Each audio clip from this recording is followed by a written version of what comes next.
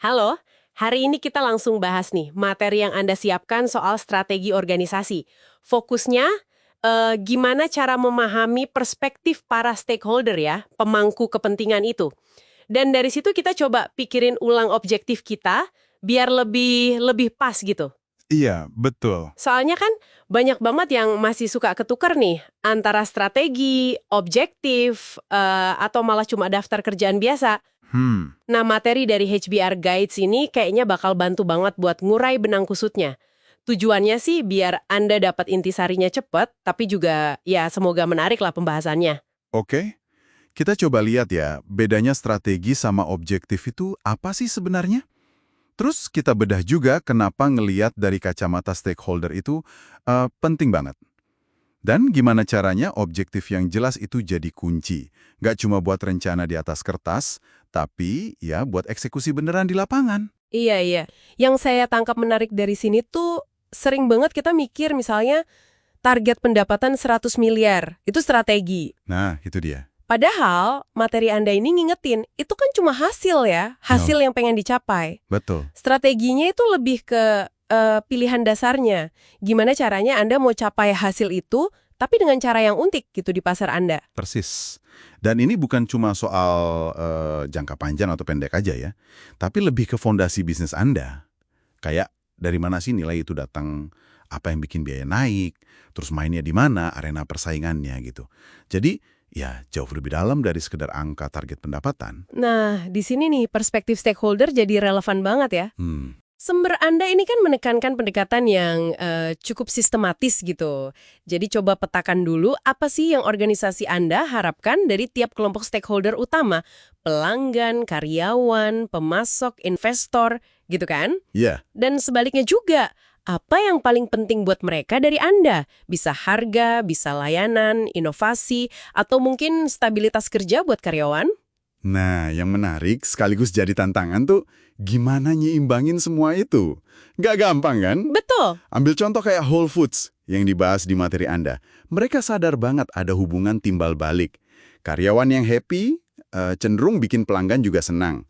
Pelanggan yang loyal, ya ujung-ujungnya dukung bisnis dan investor juga senang. Oh, jadi kayak lingkaran gitu ya? Iya, semacam ekosistem.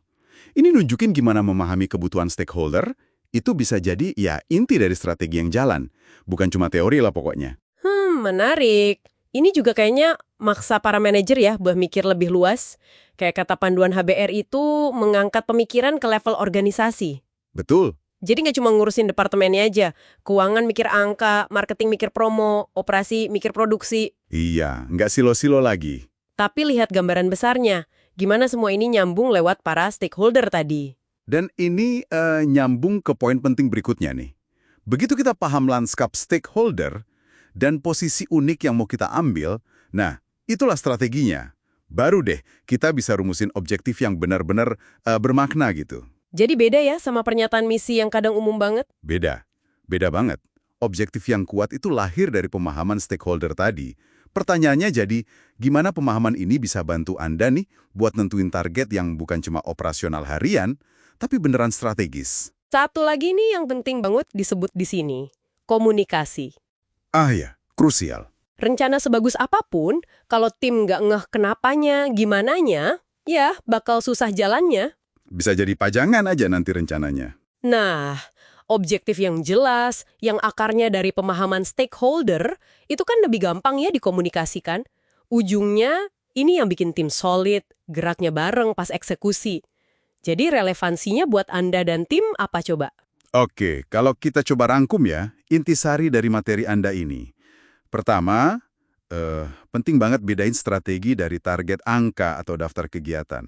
Strategi itu soal cara unik Anda bersaing dan bikin nilai. Oke. Kedua, gali dan pahami perspektif stakeholder Anda secara, ya, mendalam lah. Ini fondasi buat strategi dan objektif yang pas. Fondasi ya? Iya. Ketiga, rumuskan objektif yang jernih, jelas, dan komunikasikan dengan baik. Ini kunci biar eksekusi lancar dan semua orang seirama gitu. Sip. Nah, Sebagai penutup nih, mungkin ada satu hal yang bisa jadi bahan renungan buat Anda. Coba deh pikirin stakeholder utama Anda sekarang ini. Ada nggak sih satu asumsi besar yang selama ini Anda pegang tentang apa yang paling mereka hargai dari organisasi Anda? Asumsi ya. Iya, asumsi yang sebenarnya. Mungkin perlu diuji lagi, perlu digali lagi, bener nggak sih kayak gitu? Semoga pembahasan ringkas kita ini ngasih sudut pandang baru ya. Terima kasih sudah menyimak.